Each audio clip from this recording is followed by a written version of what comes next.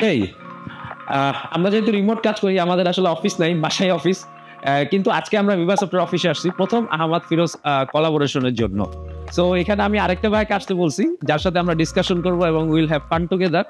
আমরা আসলে আজকে চেষ্টা করব ২-১ টা জিনিস শিখার জন্য সাইকোলজি এবং ডিজাইনের ব্যাপারে।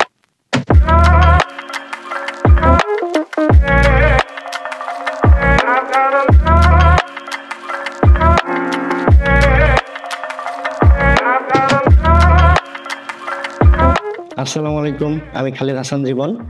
ডিজাইনে আমার ৯ বছরের উপরে ক্যারিয়ার। বর্তমানে আছি প্রোডাক্ট ডিজাইনার হিসেবে ইন্টেলিজেন্ট মেশিনসে। এর আগে প্রোডাক্ট ডিজাইনার হিসেবে পাঠাওতে কাজ করেছি। তারও আগে প্রায় ৪ বছরের মতো ৫০ জনের বেশি ক্লায়েন্টের সাথে ৭০+ প্রজেক্টে কাজ করার সুযোগ হয়েছে। আমি বিভিন্ন বিষয়ে শিখতে পছন্দ করি, তার মধ্যে সাইকোলজি হচ্ছে অন্যতম। ডিজাইন এবং টেকনোলজিতে যেহেতু আমার ক্যারিয়ার, তার পাশাপাশি সাইকোলজি, সোশিওলজি এবং মানুষের মন এবং মানুষের আচরণ এইসব নিয়ে শিখতে আমার ভালো লাগে। কেমন আছেন?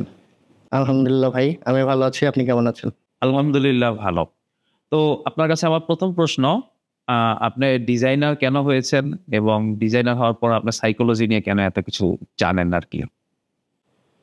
আচ্ছা, ছোটবেলা থেকে ডিজাইনার হব এমন কোনো স্বপ্ন ছিল না। ডিজাইনার বলে যে কিছু একটা আছে সেই সম্পর্কে কোনো ধারণাই ছিল না। বাট ওই যে স্টিভ জবস বলছে না যে, "we can connect the dots only looking back." তো এখন এসে হয়তো এই পিছনের দিকে তাকালে একটু বোঝা যায় যে উৎপত্তিটা কোথায় আসলে। তো ১ম আমি আ আমার মাকে যখন ছবি আঁকতে দেখি, আমার মা খুব সুন্দর বিশেষ করে ফ্লোরাল প্যাটার্ন গুলা, ফুলের ছবি খুব সুন্দর আঁকতে পারতো কলম দিয়ে। তো ওইগুলা দেখে আমি মুগ্ধ হয়ে দেখতাম এবং ওইভাবে আঁকতে চাইতাম। ওটা থেকেই ছবি আঁকার প্রতি একটা আগ্রহ। তাছাড়া আ বিভিন্ন জিনিস দেখে অবজার্ভ করার একটা টেনডেন্সি আ আর্লি স্টেজ থেকেই ছিল। বাইরে যদি কোনো একটা বিলবোর্ড দেখতাম, কোনো পোস্টার দেখতাম, কোনো একটা লিফলেট দেখতাম, সেইগুলা দেখে আসলে আ ওই কম্পোজিশনটা বোঝার চেষ্টা করতাম। তো আমার মনে হয় ওই জিনিসগুলাই কন্ট্রিবিউট করছে যে পরবর্তীতে এসে আমি কেন ডিজাইনের দিকে আসলাম। আ আমার মনে হয় ডিজাইনার হওয়ার পেছনে ওইগুলাই আ হয়তো ভূমিকা রাখছে। আর সাইকোলজি নিয়ে আমি আসলে খুব বেশি জানি না। কিন্তু সাইকোলজি নিয়ে আমি ফ্যাসিনেটেড। আ সাইকোলজির সাথে আমার ১ম পরিচয় হয় আমার বড় বোন যখন ইন্টারমিডিয়েটে পড়ে, তার এক সাইকোলজি বই ছিল। আমি তখন ক্লাস ৭ বা ৮ এ পড়ি। তো ওই আমি কৌতূহলবশত বইগুলা পড়তাম। আমার বড় বোনের বইগুলা পড়ে দেখতাম। তো ওইখানে পাভলভস ডগ নামে একটা আ গল্পের মতো ছিল আরকি। একটা টেস্ট, একজন সাইকোলজিস্টের একটা টেস্ট ওইখানে গল্পের মতো করে লেখা ছিল। আ তো ওই পাভলভ ডগ আ পড়ার পরে আমার মনে হইছে যে এটা তো দারুণ একটা জিনিস যে আ আমরা একটা কুকুরের বিহেভিয়ার ম্যানিপুলেট করতে পারতেছি। আ মানে কুকুর কখন তার স্যালিভা বের হবে সেটা ড্রাইভ করতে পারতেছে একজন মানুষ কিছু আ নির্দিষ্ট অ্যাকশনের মাধ্যমে জাস্ট। তো ওইটাই আমার কাছে খুব ফ্যাসিনেটিং মনে হয়েছিল এবং তখন থেকেই সাইকোলজির প্রতি একটা আগ্রহ ছিল। বাট সেভাবে কখনো আলাদাভাবে পড়া হয়নি। আচ্ছা, তারপরে আমি আ মানে UX ডিজাইন শেখার পরে যখন দেখলাম যে এখানে সাইকোলজির ইম্পোর্টেন্সটা আসলে কতটুকু, ইউজারদের বিহেভিয়ার অবজার্ভ করা এবং নির্দিষ্ট গোলের দিকে ড্রাইভ করার ক্ষেত্রে সাইকোলজি কতটা ইম্পোর্টেন্ট, তখন আমি আবার এই জিনিসটা নিয়ে আ শেখার আগ্রহ প্রকাশ করলাম বা শেখা শুরু করলাম। আ আর রিসেন্টলি আমি ওই সংক্রান্ত কিছু বই পড়ার মাধ্যমে আর শেখার চেষ্টা করতেছি আরকি। আ আ আপনার ডিজাইনার হওয়ার এবং সাইকোলজি সম্পর্কে ইন্টারেস্টেড হওয়ার গল্প শুনে খুব ভালো লাগলো। তো অ্যাকচুয়ালি একজন ডিজাইনারের সাইকোলজি সম্পর্কে কি জিনিস জানা উচিত এবং এই ডিজাইনে সাইকোলজিটার ইমপ্যাক্টটা কি? ডিজাইনের উপরে সাইকোলজির আ মানে ডিজাইনের সাথে সাইকোলজির সম্পর্ক অনেক গভীর। একেবারে একজন আ ইউজারের শুরু থেকে শেষ পর্যন্ত পুরো জার্নির মধ্যে অনেক জায়গায় সাইকোলজি ইমপ্যাক্ট ফেলতে পারে। তার মধ্যে শুরুতেই যদি আমরা কথা বলি কালার নিয়ে, যে কালারের আলাদা সাইকোলজি আছে। আ কালারের আলাদা কালচার আছে। যে এক কালচারে যেটা আ পজিটিভ কালার সেটা অন্য কালচারের নেগেটিভ কালার হতে পারে, এরকম সাইকোলজিক্যাল ব্যাপার আছে। আবার কিছু কালার মানুষকে এক্সাইট করে, কিছু কালার মানুষকে শান্ত করে, কিছু কালার ট্রাস্ট ক্রিয়েট করে, কিছু কালার ডেঞ্জার ক্রিয়েট করে। তো এরকম কালার সংক্রান্ত সাইকোলজিক্যাল নলেজ যদি আমাদের থাকে তাহলে আমরা কালার অ্যাপ্রোপ্রিয়েটলি ইউজ করতে পারবো। তো প্রথমে হচ্ছে এই কালারের ব্যাপারটা। তারপর টাইপের কথা যদি বলি, আমাদের ডিজাইনারদের মধ্যে কিন্তু একটা খুব কমন ধারণা আছে যে ক্যাপিটাল লেটার ইউজ করা যাবে না। একটা লাইনের মধ্যে সবগুলো ক্যাপিটাল হওয়া যাবে না, কারণ এটা পড়তে কঠিন। এটা আংশিক ট্রু, আংশিক আর একটু মিথ। তো ওটা পরীক্ষা করে আসলে দেখা গেছে যে যদি আপনি ক্যাপিটাল লেটারের মধ্যে পর্যাপ্ত স্পেস ইউজ করেন ক্যারেক্টার গুলোর মধ্যে, তাহলে সেটাও পড়া লেজিবল হয়। হ্যাঁ, তো এই ক্ষেত্রে এই নলেজটা থাকা টাইপ সম্পর্কে। আবার ধরেন একটা ইউজার একটা ওয়েব পেজে একটা লাইনে কত ক্যারেক্টার পর্যন্ত পড়তে সে কমফোর্ট ফিল করে, তার চেয়ে বেশি হলে হয়তো সে আনইজি ফিল করবে ওই জিনিসটা পড়তে। আবার ইমেজের ক্ষেত্রে যে একটা ছবি মানুষ কিভাবে দেখে, কিভাবে প্রসেস করে, যেমন একটা লো কমপ্লেক্সিটির ছবি যদি আপনি আপনার ডিজাইনের মধ্যে ইউজ করেন, সেটা মানুষের কাছে বেশি গ্রহণযোগ্য হবে। এটাকে বলে প্রসেসিং ফ্লুয়েন্সি, মানে সে ইজিলি প্রসেস করতে পারতেছে ছবিটা, তো তার কাছে একটা ভালো ফিল হবে তার নিজেরা জানতেই। তো এটা হচ্ছে আরেকটা। আবার ছবির ক্ষেত্রে আরেকটা বিষয় আছে যে মানুষের ব্রেন বাম দিক থেকে যখন ডান দিকে দেখে, আগে ছবিটা প্রসেস, তারপর টেক্সট। এই জন্য ছবি সবসময় বাম দিকে ইউজ করা হচ্ছে একটা ভালো প্র্যাকটিস। তো এরকম হচ্ছে নলেজ আপনি সাইকোলজির মাধ্যমে পাবেন। তারপর শেপের ক্ষেত্রে, কথা আসলে জেস্টাল্ট সাইকোলজি আসে। জেস্টাল্ট ওই জার্মান শব্দের অর্থই হচ্ছে শেপ বা ফিগার।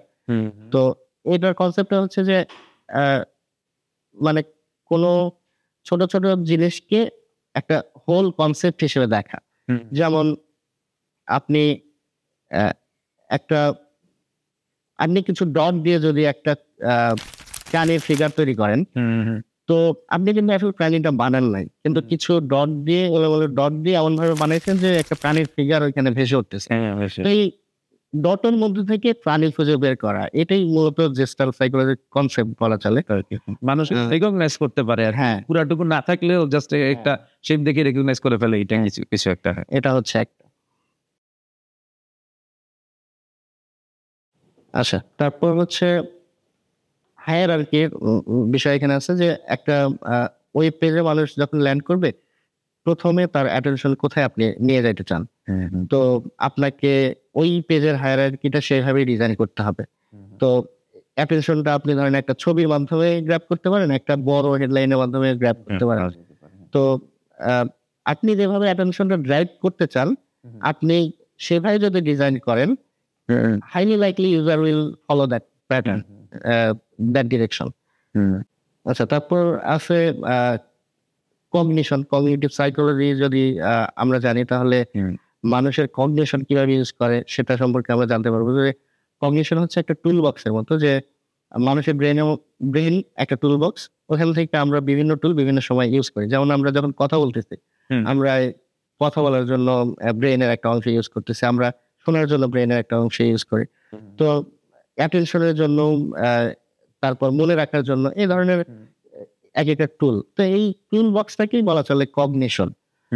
তো আপনি কগনিটিভ সাইকোলজি জানলে মানুষ কিভাবে মনে রাখতে পারে, যেমন ধরেন আপনি একসাথে যদি 4টার বেশি আইটেম মানুষের সামনে প্রেজেন্ট করেন, সে ওই 4টার বেশি মনে রাখতে পারবে না, তখন সবগুলোই তার কাছে এলোমেলো মনে হবে। যদি এটা সম্পর্কে একটা মিথ আছে যে 7টা আইটেম মানুষ মনে রাখতে পারে, বাট পরবর্তীতে রিসার্চে দেখা গেছে 3টা বা 4টা মনে রাখতে পারে না। তো এটা হচ্ছে একটা। আবার লোডটাও পড়ে যায় ব্রেইনে অনেক বেশি, কগনিটিভ লোডের ক্ষেত্রে। যে একটা মানুষ যখন একটা পেজে দেখবে অনেক ইনফরমেশন, সে প্রথমে ভয় পেয়ে যাবে এই পেজটা থেকে যত তাড়াতাড়ি লিঙ্ক নেওয়া যায়। বাট আপনার অনেক ইনফরমেশন তো অনেক সময় অ্যাভয়েড করা সম্ভব না, তখন আপনাকে কি করতে হবে, আপনাকে এই ইউজার সাইকোলজিটা বুঝে সেভাবে ডিজাইন করতে হবে। আপনি একটা করতে পারেন প্রোগ্রেসিভ ডিসক্লোজার ইউজ করতে পারেন, যে ইউজারের প্রয়োজন অনুযায়ী ইনফরমেশনটা তার সামনে ধাপে ধাপে প্রেজেন্ট করা, একটা ডাউন করা। হ্যাঁ, একটা লম্বা ফর্ম যদি থাকে সেটা আপনি কয়েক স্টেপে ভাগ করে নিতে পারেন। তো ওইরকম অনেক ধরনের টুলস বা টেকনিক আমরা ইউজ করতে পারি ভালো ডিজাইন করার জন্য, ইউজারের সাইকোলজি বুঝে ডিজাইন করার জন্য। আর আরেকটা দিক হচ্ছে ইউজেবিলিটি এবং ইউএক্স, যে ডোন্ট মেক মি থিঙ্ক, বইটাতে স্টিভ জবস যেটা বলছে যে একটা ডিজাইন দেখার পরে ইউজারকে যেন চিন্তা করতে না হয়, সবকিছু যেন তার কাছে মানে যেগুলো অবভিয়াস করা সম্ভব সেগুলো যেন ক্লিয়ারলি কমিউনিকেট করা হয় তার দিকে। একটা বাটন যেন দেখতে একটা বাটনের মতো লাগে, একটা টেক্সট ফিল্ড দেখতে যেন টেক্সট ফিল্ডের মতো লাগে। তো এই জিনিসগুলো কনসিডার করা, তাহলে আপনি ওই ইউজারের ডিসিশন মেকিং এর ক্ষেত্রে যখন ইউজারকে কম চিন্তা করতে হবে তখন সে পজিটিভ, আপনার বিজনেসের জন্য সে পজিটিভ একটা অ্যাকশন নেবে। তারপর আরেকটা হচ্ছে ড্যানিয়েল কানম্যানের একটা বই আছে থিঙ্কিং ফাস্ট অ্যান্ড স্লো, ওইখানে উনি বলছিলেন সিস্টেম 1 এবং সিস্টেম 2 থিঙ্কিং, মানে মানুষ দুইভাবে চিন্তা করে। একটা হচ্ছে সিস্টেম 1টা হচ্ছে খুবই ফাস্ট, মানে একটা দেখার সাথেই ফার্স্ট গ্লান্স, হ্যাঁ, যে চিন্তাটা করে ওটার জন্য তারকে অ্যানালিটিক্যাল কোনো কিছু ইউজ করতে হয় না, সে খুব ফাস্ট চিন্তা করতে পারে এবং ইনস্ট্যান্ট। অনেকটা হচ্ছে ইনভলান্টারি বা ওটা সাবকনসিয়াস মাইন্ডের মধ্যে ওই জিনিসগুলো হয়ে যায় বলা চলে। বাট সিস্টেম 2টা হচ্ছে একটু অ্যানালিটিক্যাল, ওটা একটা জিনিস দেখে সেটা রেশনালি জাজ করার চেষ্টা করে। তো আপনি মানে একজন ইউজারের ক্ষেত্রে যখন ইউজারকে সিস্টেম 1টা বেশি ইউজ করতে হবে, সিস্টেম 2 কম ইউজ করতে হবে, তখন তার জন্য ডিসিশন নেওয়া সহজ হবে আর কি। সো ভাই আমরা পরবর্তী কোশ্চেনে যাই। সো এইটা হচ্ছে যে আমরা এতক্ষণ সাইকোলজি এবং ডিজাইন সম্পর্কে অনেক কিছু জানলাম আসলে, কিন্তু আমাদের ক্ষেত্রে যেটা ইম্পর্টেন্ট সেটা হচ্ছে নাম্বারস। সবসময় কোম্পানিগুলো যখন ইন্টারভিউতে যায়, যেখানেই যায় সেখানে নাম্বারস নিয়ে জানতে চায়, নাম্বার ছাড়া কথা নাই আর কি। তো আমরা আসলে এই যে সাইকোলজিক্যাল যে ইম্প্যাক্টটা বা ডিজাইনের যে ইম্প্যাক্ট, এটা আমরা কিভাবে মেজার করতে পারি আর কি? ডিজাইনের সাইকোলজিক্যাল ইম্প্যাক্টটা মেজার করার জন্য আপনি মানে আপনার যখন রিসোর্স কম তখন আপনি একভাবে করতে পারেন, আপনার যখন রিসোর্স অনেক বেশি আপনি সেই এনভায়রনমেন্ট পাবেন তখন আরেকভাবে করতে পারেন, হেভি ইকুইপমেন্ট কিছু ইউজ করতে পারেন। মানে টোটাল জিনিসটা স্কেলিং এর উপর ডিপেন্ড করবে। হ্যাঁ, এবং বড় বড় কোম্পানিগুলো এরকম করে থাকে। তারা ধরেন এফএমআরআই, তারপর ইইজি, তারপর আই ট্র্যাকার, ওই কন্ট্রোল এনভায়রনমেন্টে স্পেশাল ইকুইপমেন্ট দিয়ে তারা মানে নিউট্রাল রিঅ্যাকশন কতটা বোঝা যায় ইউজার, সেটা বোঝার চেষ্টা করে। বাট আমরা যেহেতু বেশিরভাগ ক্ষেত্রেই সেটা আমাদের জন্য রিয়েলিস্টিক না, তো আমরা যেটা করতে পারি ইউজেবিলিটি টেস্টের মাধ্যমে, তারপর ইন্টারভিউয়ের মাধ্যমে, সার্ভের মাধ্যমে। তো আমাদের কোশ্চেনটা তখন সেভাবে ডিজাইন করতে হবে, একটা টেস্টটা সেভাবে ডিজাইন করতে হবে। আমরা যেহেতু তার সাইকোলজিক্যাল ইম্প্যাক্টটা বোঝার চেষ্টা করতেছি, আমাদের কোশ্চেনেরও ওই সাইকোলজির দিকেই ফোকাস করবে। তো এই জিনিসগুলোই তখন আমাদের বোঝার ক্ষেত্রে হেল্প করবে। তবে এইখানে অবশ্যই মনে রাখতে হবে যে বায়াস কত দূরে রাখা যায় আর কি। হ্যাঁ, এইসব ক্ষেত্রে নিউট্রাল। হ্যাঁ, তো আমরা তো বড় বড় কোম্পানি তো এই ডিভাইস গুলা থাকে আর কি, কিন্তু আমরা যে ছোটখাটো আমরা যে গেরিলা সিস্টেমে ইউজার এক্সপিরিয়েন্স টেস্টিং করি, সো ওইটা ভাবে কি আমরা কি কোনো কিছু ইম্প্যাক্ট মেজার করতে পারি না নাকি? হ্যাঁ, মানে বড় কোম্পানিরা ওরা নিজেদের হয়তো ল্যাব নাই, ওরা থার্ড পার্টি ল্যাব ইউজ করে টেস্ট গুলা করে। বাট আমরা গরিলা ইউজার রিসার্চের ক্ষেত্রে আমরা তো একেবারেই ইনফর্মাল একটা ওয়েতে টেস্ট করতেছি। তো সেই ক্ষেত্রে আমরা যেটা করতে পারি যে আমাদের যেটা বললাম আগে কোশ্চেনারটাই ওইভাবে ডিজাইন করতে পারি, ইউজারের সাথে যখন আমরা কথা বলতেছি তার সাইকোলজি বোঝার জন্য যেই কোশ্চেন গুলো আমার করা দরকার সেরকম কোশ্চেন আমি নোট করে নিয়ে যেতে পারি। তারপর অবজারভেশন থেকেও আপনি অনেক ক্লু পাবেন যে সে হয়তো একটা প্রোডাক্টের সাথে ইন্টারাক্ট করার সময় তার ফেসিয়াল এক্সপ্রেশন একরকম হয়ে গেছে, বাট মুখে হয়তো আরেক কথা বলতেছে, তো ওই যে এমপ্যাথি ম্যাপের ব্যাপারটাও তখন এখানে কনসিডার করতে পারেন। তো এই অবজারভেশনটাই হচ্ছে আমার মনে হয় ভালো হেল্প করতে পারে, সেই সাথে ফাইল করে যে বোঝার জন্য স্পেশালি ডিজাইন একটা কোশ্চেনের বা একটা কোশ্চেনের সেট হেল্প করতে পারে। আর একটা জিনিস হচ্ছে সার্ভে, আমরা যে কোশ্চেন সেট করি, আউট করি এবং সেখান থেকে আমরা মেজারগুলো করতে পারি। অনেক ক্ষেত্রে যে এনপিএস স্কোর যেটা বলে 1 থেকে 10-এর মধ্যে স্কোরিং করার একটা সিস্টেম থাকে। তো আরেকটা জিনিস হচ্ছে যে অ্যাকচুয়ালি আমরা যে প্রোডাক্টগুলো বানাই, আমরা চাই যে প্রোডাক্টগুলো মানুষের হ্যাবিটের ভিতর আসলে ফর্ম হয়ে যাক। সো এটা নিয়ে আমরা যেটা করি যে আমরা হ্যাবিট ফর্মিং ডিজাইন বানানোর চেষ্টা করি, যেটা হ্যাবিট ফর্ম করে। যেমন ফেসবুকে আপনার একবার লগ ইন করলে আপনার হ্যাবিট হয়ে যায় এই জিনিসটা। সো এইটা আসলে আমরা কিভাবে বানাইতে পারি একটা হ্যাবিট ফর্মিং প্রোডাক্ট? আচ্ছা, হ্যাবিট ফর্মিং প্রোডাক্টের কনসেপ্টটা আমি প্রথম জানি ওই রিয়ালের হুক বইটার মাধ্যমে, বাট আমি নিজে বইটা এখনো পড়ি নাই। জাস্ট হুক মডেলটা নিয়ে একটু একটা পড়ি নাই, সামারিটা জাস্ট হুক মডেলটা নিয়ে একটু জানার চেষ্টা করছি। তো ওই লিমিটেড নলেজ থেকে আমি যতটুকু বলতে পারি আর কি। তো হুক মডেলটা হচ্ছে ইউজারের মধ্যে কোনো একটা অ্যাকশন নেওয়ার আকাঙ্ক্ষা ট্রিগার করা। ওটাতে 4টা স্টেপ আছে বলা যায়, বা একটা লুপ, 4টা স্টেপের একটা লুপ। তো প্রথমটা হচ্ছে ট্রিগার, তারপর হচ্ছে অ্যাকশন, তারপর হচ্ছে রিওয়ার্ড, তারপর হচ্ছে ইনভেস্টমেন্ট। তো ট্রিগারটা হচ্ছে ইউজারকে কোনো একটা অ্যাকশন নিতে আপনি কিভাবে ট্রিগার করবেন। তো সোশ্যাল মিডিয়ার ক্ষেত্রে বলা চলে বা ইমেলের ক্ষেত্রে সেটা হতে পারে অ্যাপ আইকনের উপর একটা রেড ডট, যে ওটা হচ্ছে একটা ট্রিগার। ওটা দেখলে ইউজার একটা অ্যাকশন নেবে, সেটা হচ্ছে ওটার উপর ট্যাপ করবে, ওপরে ট্যাপ করবে। তারপর ঢোকার পরে তাকে ইউজার অ্যাকশন নিল, এখন তাকে আপনার রিওয়ার্ড দিতে হবে। রিওয়ার্ডটা কি হতে পারে, ঢোকার পরে সে হয়তো একটা কমেন্ট দেখলো, সেটা দেখেই তার ভালো লাগলো, সেটা তার কাছে একটা রিওয়ার্ডের মতো, বা তার পোস্টে কেউ রিয়াকশন করছে, সেটা তার কাছে একটা রিওয়ার্ডের মতো। ওই রিওয়ার্ড পাওয়ার পরে সে ওটাতে আরো ইনভেস্টেড হবে, এবং তার ওই সময়টা এখানে ইনভেস্ট করার জিনিসটাই হচ্ছে ওই ইউজারের দিক থেকে ইনভেস্টমেন্ট। তো এটা একটা লুপের মতো কন্টিনিউয়াসলি চলতেই থাকে আর কি। তো ওই জিনিসগুলো আমরা দিতে পারি আমাদের প্রোডাক্টে। ওটা হচ্ছে একটা। তারপর হচ্ছে ইউজার নিডস বোঝা, এবং ইউজাররা যে পেন গুলা ফেস করে, তাদের দৈনন্দিন যে প্রবলেম গুলো আছে সেগুলা সলভ করা। এবং আপনি যখন একজন ইউজারের পেন সলভ করবেন, তখন সে আপনার কাছে ফেরত আসবে।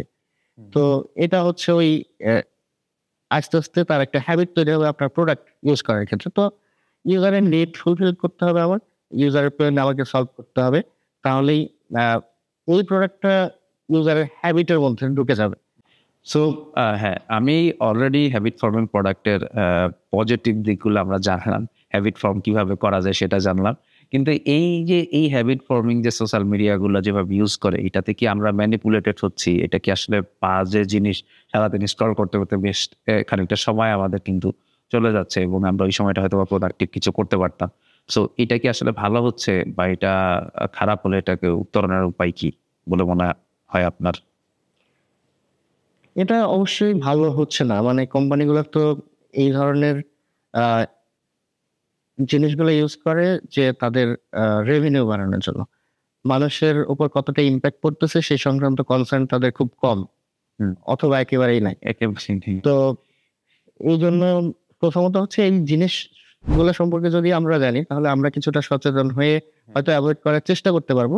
মানে আমি যখন বুঝতেছি আমি ট্র্যাপে পড়তেছি, তখন কিন্তু আমার জন্য বের হওয়া সহজ। কিন্তু আমি যদি না জানি, তখন কিন্তু আমার পক্ষে আর বের হওয়া সম্ভব না। আমি ট্র্যাপে ঢুকেই থাকবো বা ঢুকে যাবো। আচ্ছা, কোম্পানিগুলা আমাদের যেভাবে ম্যানিপুলেট করে, আমাদের বিশেষ করে ফেসবুকের কথা যদি বলি, ফেসবুক অনেকভাবে ইউজারদের ম্যানিপুলেট করে।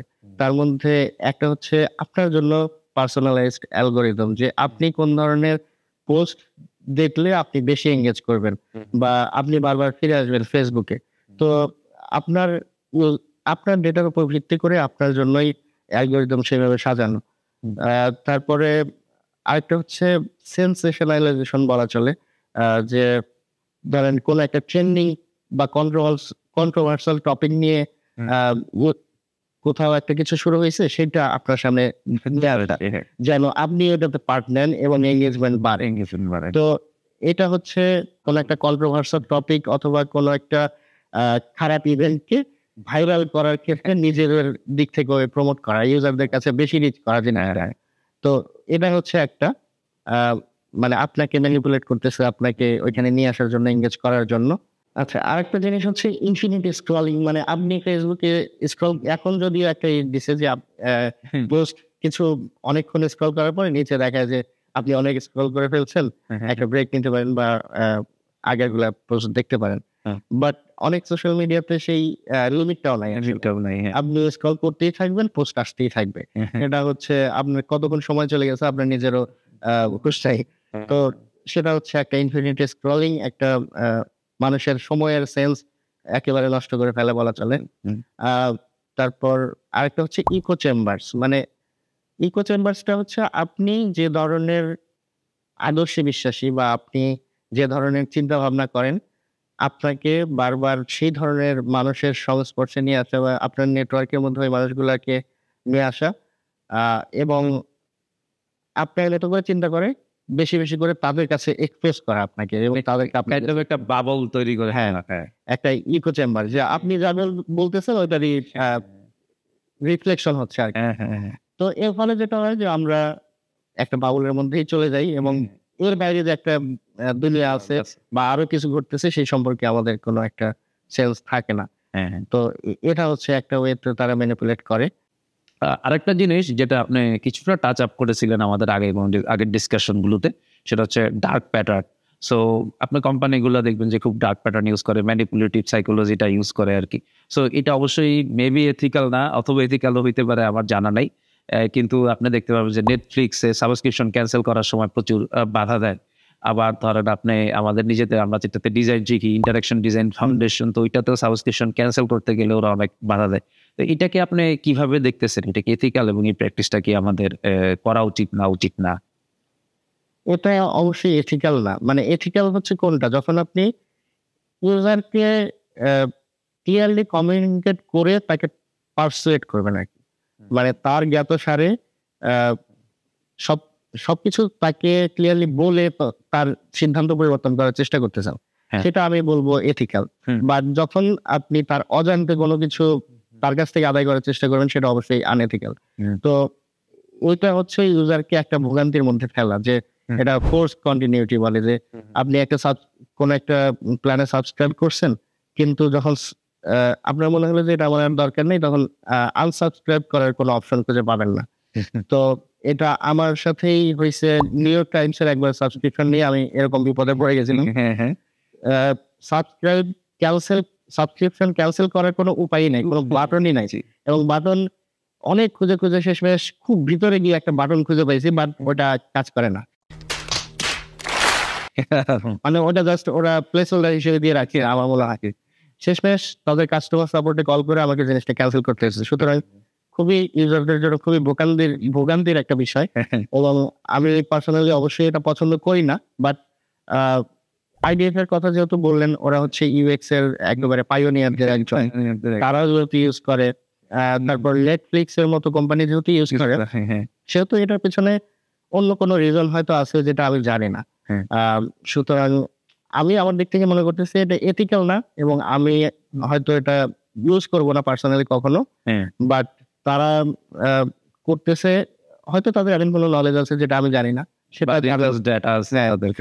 যেটা জানলে হয়তো আমরা নিজেরাও হয়তো সিদ্ধান্ত পরিবর্তন করতে পারতাম।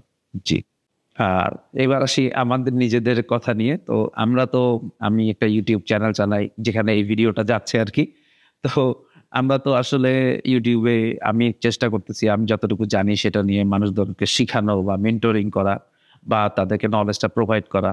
আপনারও একটা চ্যানেল আছে, সো আমরা চেষ্টা করি যে নলেজটা প্রোভাইড করতে। তো এইটাতে তো আমি যা জানি সেটা অন্যান্য মানুষ জেনে যাচ্ছে আর কি। তো এতে কি আমার যে ইউনিক সেলিং পয়েন্ট গুলা থাকলো বা আমার যে স্কিল গুলা থাকলো, এইগুলাতে কি সমস্যা হলো না? এগুলাতে কম্পিটিশন বেড়ে গেল না, কি না আমাদের নলেজটা আসলে শেয়ার করাটাই ভালো হচ্ছে? আপনার কি মনে হয়? এটার দুইটা দিক আছে, এটা একটা ডাবল এজ সোর্ড বলা যায়। তো একটা পজিটিভ দিক আছে, একটা নেগেটিভ দিক আছে। নেগেটিভ দিকটা আগে বলি, পরে আমরা একটা পজিটিভ ভাইব নিয়ে বের হবে থেকে। তো নেগেটিভ দিকটা হচ্ছে কি যে আপনার আসলে আপনার যে এক্সক্লুসিভ নলেজ সেটা তখন আর আপনার থাকতেছে না। আহ, আপনি হয়তো নিজের এক্সপিরিয়েন্স থেকে নিজে কোনো একটা পরীক্ষা নিরীক্ষা করে টেস্ট করে কোনো একটা নলেজ অ্যাকুয়ার করছেন, সেটা যখন আপনি পাবলিকলি অ্যাভেলেবল করে দিলেন ওই এক্সক্লুসিভিটি আপনার থাকলো না, তখন সেটা আহ, সবার শেয়ার্ড একটা নলেজ। আরেকটা বিষয় হচ্ছে যে এমপাওয়ারিং কম্পিটিশন, মানে আপনি আপনার কম্পিটিটর হয়তো এমপাওয়ার করছিলেন। ধরেন বিকাশ নগদের কথা যদি বলি, বিকাশ হয়তো নতুন একটা এলএফএস মার্কেটে নতুন একটা রিসার্চ করে কোন একটা ইনসাইট পাইছে যেটা পাবলিকলি শেয়ার করে দিল, তখন নগদ সেটা ইউটিলাইজ করলো এবং আপনার সাথেই কম্পিট করতেছে তাই। তো এটা হচ্ছে একটা এক্সাম্পল। আর একটা হচ্ছে ডিভ্যালুয়েশন, মানে আপনি যখন কোন একটা নলেজ পাবলিকলি ফ্রি শেয়ার করবেন তখন মানুষ সেটার পারসিভড ভ্যালু কম দেখে, মানে মানুষ মনে করে যে এটা আসলে খুব বেশি ইম্পর্টেন্ট নলেজ না, এটার ওইভাবে গুরুত্ব দিয়ে শেখার হয়তো প্রয়োজন নেই। তো ওই ডিভ্যালুয়েশনের ব্যাপারটাও থাকে। এইগুলা হচ্ছে নেগেটিভ দিক এবং রিস্ক। নেগেটিভ দিকের ওই ব্যাপারটা হচ্ছে যে এই যে ডিভ্যালুয়েশনটা হচ্ছে যে ধরেন ইউটিউব তো ফ্রি প্ল্যাটফর্ম হয়, যেটা আপনি বললেন যে একটু সমস্যাই আর কি, যে মনে করে যে আমরা যে নলেজ গুলো দিচ্ছি এগুলো ইন্ডাস্ট্রি স্ট্যান্ডার্ড না, সো আপনার মনে হইতে পারে যে টাকা নিলে হয়তো বা বেটার হবে আর কি। আচ্ছা, আর পজিটিভ দিকগুলি? পজিটিভ দিকের মধ্যে একটা হচ্ছে যে ট্রাস্ট এবং ক্রেডিবিলিটি বলা চলে, যে আপনি যখন আপনার নলেজটা শেয়ার করবেন, ট্রাস্ট এবং অথরিটিও বলা যায়, যে আপনার নলেজটা শেয়ার করবেন তখন আপনাকে মানুষ ট্রাস্ট করবে এবং আপনার একটা অথরিটি তৈরি হবে। মানুষ মনে করবে যে এই লোকটা এই টপিক সম্পর্কে জানে, সুতরাং সে যেটা বলবে তার একটা ভ্যালু আছে, ওই অথরিটিটা আপনার এখানে তৈরি হবে। তারপর আরেকটা বলা যায় যে কমিউনিটির জন্য একটা সোশ্যাল সার্ভিস তো হচ্ছেই, যে একেবারে নতুন যারা এই ফিল্ডে আসতেছে তাদের শেখার জন্য রিসোর্স তৈরি হচ্ছে। আপনি অ্যাডভান্স নলেজটা যখন তাদের জন্য শেয়ার করতেছেন তারা শেখার সুযোগ পাচ্ছে এবং ওভারঅল কমিউনিটিটাই সমৃদ্ধ হচ্ছে। আমাদের ভালো ডিজাইনারদের সংখ্যা হয়তো বাড়তেছে, আবার অন্য ফিল্ডে যারা অন্য নলেজ শেয়ার করে সেই ফিল্ডে সেই মানুষদের সংখ্যা বাড়তেছে। সুতরাং ওভারঅল এটা কমিউনিটির জন্য একটা ভালো বিষয়। আচ্ছা, আরেকটা জিনিস হচ্ছে মেন্টরিং এন্ড কোলাবোরেশন বা আপনার নেটওয়ার্কটা এক্সপ্যান্ড করা, যে আপনি যখন কোনো একটা টপিকে নলেজ শেয়ার করবেন তখন ওই বিষয়ে যারা আগ্রহী তারা হয়তো আপনার সাথে কানেক্ট করার চেষ্টা করবে, কোলাবোরেট করার চেষ্টা করবে। এমনও হতে পারে যে তার একটা স্টার্টআপ আইডিয়া আছে, সেটা আপনার সাথে সে পার্টনারশিপে হোক বা আপনার নলেজটা ইউজ করে হোক, আপনার স্কিল ইউজ করেও এটা সাকসেসফুল করার চেষ্টা করবে। তো এরকম অনেক অপরচুনিটি তৈরি হয়। আর আরেকটা তো অবভিয়াস জিনিস আছে, সেটা হচ্ছে পার্সোনাল গ্রোথ। মানে আমরা নতুন জিনিস কিভাবে শিখি, আমরা যখন কোন একটা টপিক সম্পর্কে পড়ার পরে সেটা আমরা যথেষ্টবার রিপিট করি, সেটা মনে মনে হোক বা জোরে জোরে হোক, তখন সেটা আসলে আমরা ভালোভাবে আত্মস্থ করতে পারি। তো লার্নিং এর ক্ষেত্রে পার্সোনাল গ্রোথের ক্ষেত্রেও একটা বড় ভূমিকা রাখে এবং আপনি ওই শেয়ার করতে গিয়ে যে আপনার যেটুকু জানার প্রয়োজন হবে সেটা থেকে দেখবেন যে আপনি নতুন আরো অনেক কিছু শিখতে পারছেন। জি, এটাতে আমি বিশ্বাস করি। আমি বেসিক্যালি এই ইউটিউব চ্যানেল বা এই যে কন্টেন্ট বানাই এবং শেখার চেষ্টা করি, আপনার সাথেও কোলাবোরেশনটা যেটা করতেছি, এইটা এই পার্সোনাল গ্রোথটা নিজের অনেক জানার যেহেতু ইন্টারেস্ট আছে এবং অন্যান্য মানুষজনের সাথে কোলাবোরেশন করার জন্যই আসলে ইউটিউব চ্যানেলটা আমি করছি আর কি। তো এটা ইউটিউব চ্যানেল নিয়ে কথা বলতে বলতে মনে পড়লো যে আপনারও তো একটা ইউটিউব চ্যানেল আছে, তো ওইটা সম্পর্কে যদি কিছু বলতেন এবং আমাদের ভিউয়ার যারা আছে তারা যদি ওইখানে যায় তাহলে কি ধরনের কন্টেন্ট এক্সপেক্ট করতে পারে। এবং অবশ্যই বাই দ্য ওয়ে জীবন ভাইয়ের চ্যানেল কিন্তু সাবস্ক্রাইব করে রাখতে পারেন আপনারা, আমি লিঙ্কটা ডিসক্রিপশন বক্সে দিয়ে দেব। আচ্ছা, আমার চ্যানেলের নামটা হচ্ছে খালিদ হাসান জীবন, আমার নামেই, আলাদা কোনো নাম নেই। তো ওইখানে আমি রিসেন্টলি কন্টেন্ট বানানো শুরু করছি, মেনলি হচ্ছে সাইকোলজির উপরে, বিভিন্ন সোশ্যাল ফেনোমেনা, তারপর psychology, social psychology, behavioural science, ওই ডিসিপ্লিন গুলোর মধ্যে যেই টপিক গুলো আর কি কাভার করে, এইগুলা নিয়ে যেহেতু আমি নিজেই খুবই ফ্যাসিনেটেড, আমি নিজে শিখতে চাই এই জিনিসগুলা। যেমন লাস্ট দুইটা টপিকের কথা যদি বলি, একটা হচ্ছে বাইস্ট্যান্ডার ইফেক্ট, যে কোনো এক জায়গায় মানুষের বিপদ দেখলে যখন বেশি মানুষ থাকে তখন কেন আগায় যায় না। সেটা হচ্ছে একটা। আরেকটা হচ্ছে ডানভার্স নাম্বার, যে একটা মানুষ কতজনের সাথে একটা স্টেবল সম্পর্ক রাখতে পারে। তো এরকম প্রশ্নগুলো আমার মনে আসলে উদয় হয়, তখন আমি এগুলো জানার চেষ্টা করি। তারপর আমার মনে হয় যে এই টপিকটা নিয়ে আমি যদি একটা ভিডিও বানাই তাহলে আরো বেশি মানুষ হয়তো এটা সম্পর্কে জানতে পারবে। তো এই চিন্তা থেকে আমার ইউটিউব চ্যানেলটা, আমি যদিও প্ল্যান ছিল মিক্সড কন্টেন্ট দিব, বাট সেটা আলটিমেটলি হয়তো ভালো ডিসিশন হবে না। এই জন্য আমার মেইন ফোকাস এখন হচ্ছে মূলত সাইকোলজি এবং এই সোশিওলজি, হিস্ট্রি, তারপর এই ধরনের বিষয়গুলো জেনারেল জিনিসগুলো মানুষ পছন্দ করে।